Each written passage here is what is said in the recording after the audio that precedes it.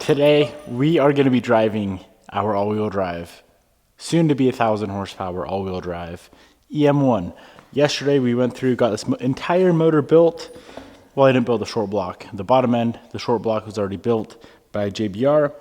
I slapped on the head, the oiling stuff, and all the other random goodies. If you want to see more in depth, go check out yesterday's video. Anywho, this motor is going back in the car today. We got to get the clutch on, the sequential transmission on, and then this thing can be dropped into the car. I guess the car dropped onto this, and then we can start doing all the odds and ends of the build. Man, oh man, am I excited. Over a year, this car sat without being started or driven or touched. Let's hope these injectors are not clogged.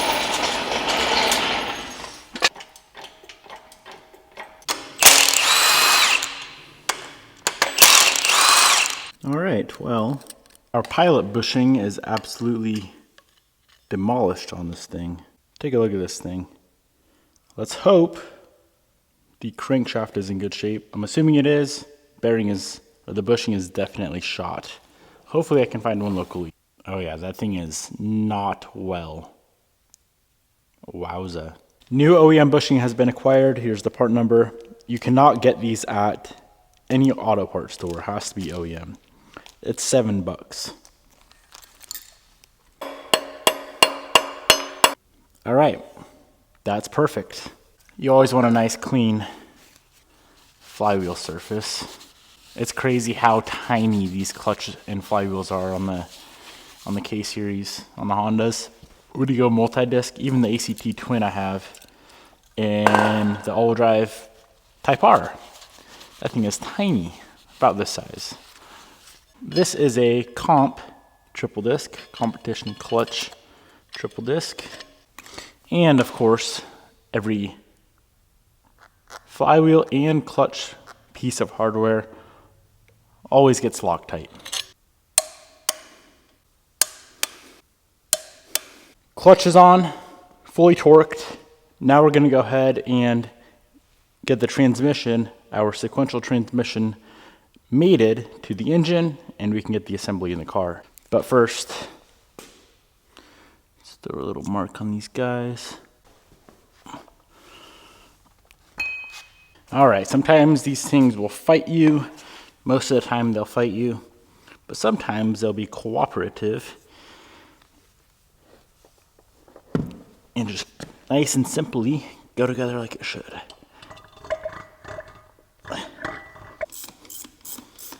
So here's the plan. Motor and trans are gonna go underneath the car on this big moving blanket, just so I don't scratch anything up. And then kind of slide it around, get her in position, lower the car down, reach over with the hoist, pick it up, put it in, bolt it in. Okay, that looks kind of close.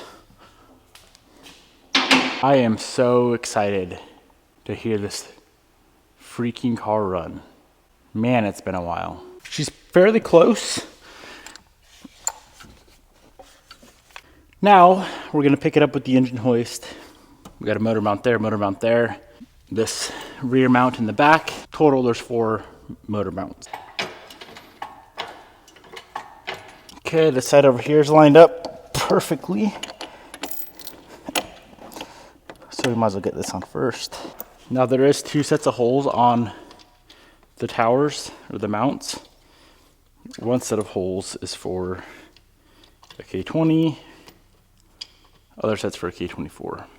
This little girl is a K20. Just like that, the motor's in.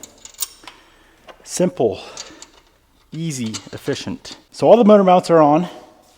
Let's go ahead and knock out everything up front first. So we have the intake manifold with all 8 injectors, throttle body, intercooler pipe, and radiator, clutch slave. That should be about it for up front.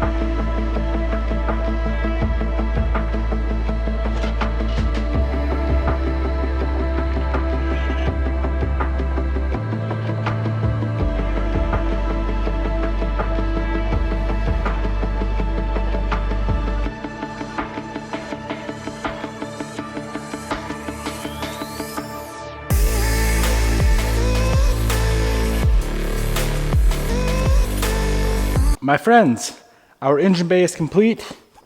Looking exactly how it did just a few days ago. We just need some coil packs, the spark plugs, engine oil, coolant, gear oil, first start. That's crazy. We also need to install the thing that we broke that initially made us tear this car apart. And that is the PPG billet transfer case. The part that caused all of our problems. We have a brand new T-case for this thing. Alrighty, our transfer case is installed. Going through, putting all new drive shaft bolts in it, upgrading from what was in here. I actually still have all the bolts that were in this car when they backed out and started shearing off. Those are a grade 8, and I'm going to a grade 10. We need plugs, engine oil, 8 quarts of engine oil, and coolant. I already have the gear oil.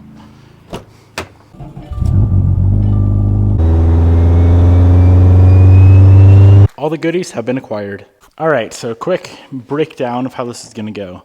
Engine oil is gonna go in, gear oil is gonna go in, we're gonna leave the spark plugs out, no coolant, no water, no nothing to start, and we're gonna crank this thing till she builds oil pressure. As soon as we build oil pressure, we can try and attempt the first start. Fun fact, this little K20 2-liter takes almost as much oil as my 6.6 liter Duramax. That's a bit absurd, isn't it? The gear oil that this specific sequential requires is 75-140. So we're running the Motul Gear Competition gear oil. Now this battery is dead as could be, and the battery happens to be behind the front bumper on these cars. Well, on this car. Pretty much any built Honda, I feel like, is behind the front bumper.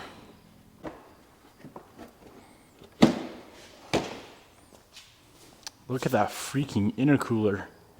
That is crazy. It doesn't look all that big behind the bumper, but man, that is a massive intercooler. Got this thing hooked up to the STI, fuel pump turned off because it's of course a very, very loud setup and we can't hear anything over that, but let's go ahead and do the first crank. We have power. I ain't firing this thing till we get some sort of oil pressure. Oh, we got our pressure. One thing I am curious, let's see if my DIY at-home sequential rebuild works. So currently in neutral, if we go forward, it should go reverse. Yes, sir, it does. Neutral. First. Hopefully everything works fine. Looks like it will. We are down to 2 things remaining for a first start. Our spark plugs and our coil packs. And that is it. If everything else is good to go, she'll be running in 2 minutes. I'm a little bit nervous. It's weird, like putting a car together. Like this isn't my build, you know. I guess this is what I'm trying to say. Everything done on this car wasn't done by me. So it's a little bit of a different feeling. Technically speaking, everything is on. We should be able to hit a first start. I wish someone was here to verify everything else is good as I fire it. Oh man, that fuel pump scares me. Scared me, I should say. Forgot how loud it was. Time for a jump pack.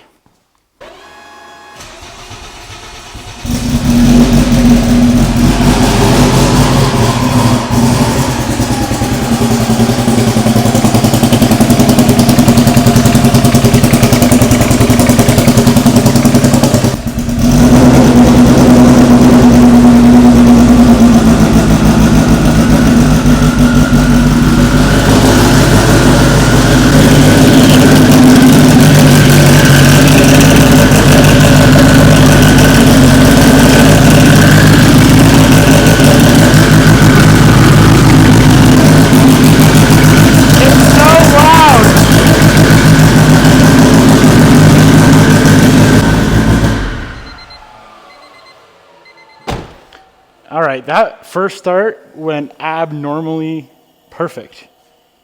Just ridiculously smooth. I'm gonna add some water in it. Oh man. It's very odd trying to listen for odd noises when this car is louder than all of my cars combined. Always start with water, just to make sure we don't have any coolant leaks, and then we can drain it and put in our coolant. At first it sounded like a misfire, but then it cleared itself up right away. Oil pressure was beautiful, 90 pounds. I should check the oil again.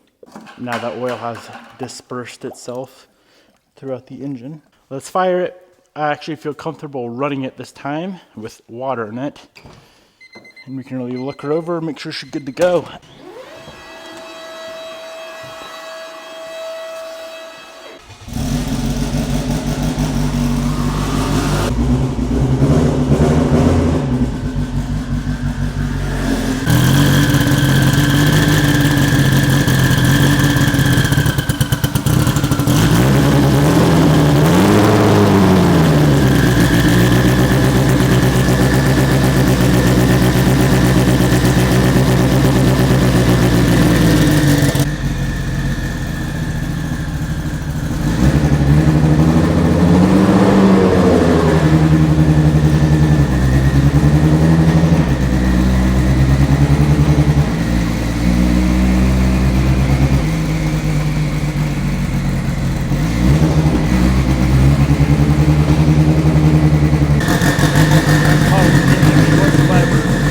But our transmission works.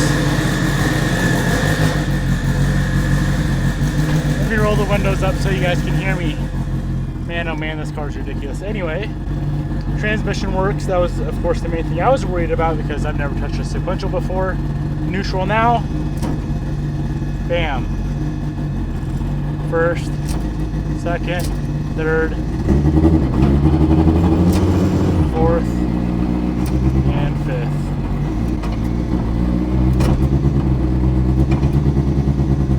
Neutral, and bam, reverse.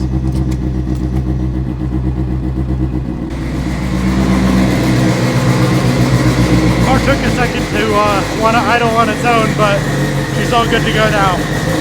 She is good to go. Let's get old girl in the air. I need to set the fluid height of the gearbox. See if she's got any oil leaks. Any obvious right off the bat type of oil leaks. There are no obvious right off the bat type of oil leaks.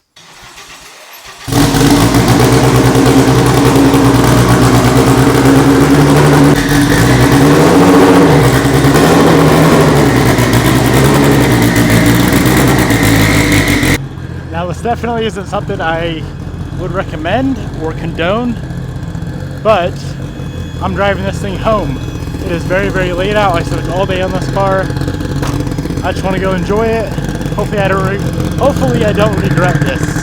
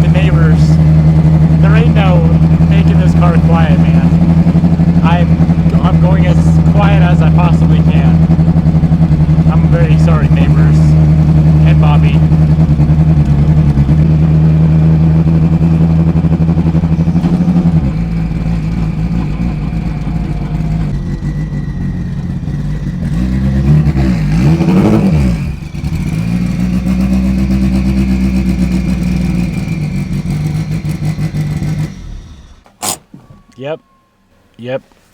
I guess this is a race car. Even the fuel pump is louder than most vehicles. What a day.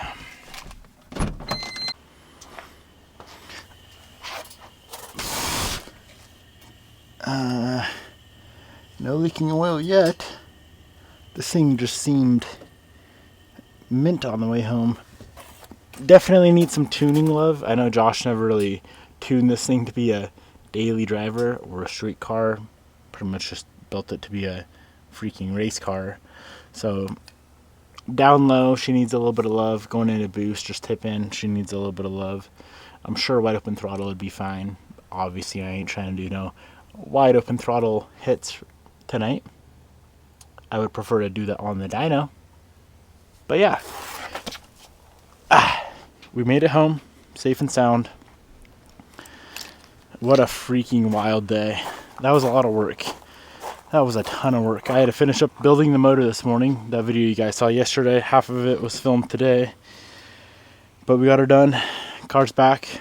Better than ever, man. I'm excited to get this thing on the dyno. You guys probably can't see me. Hopefully you can hear me.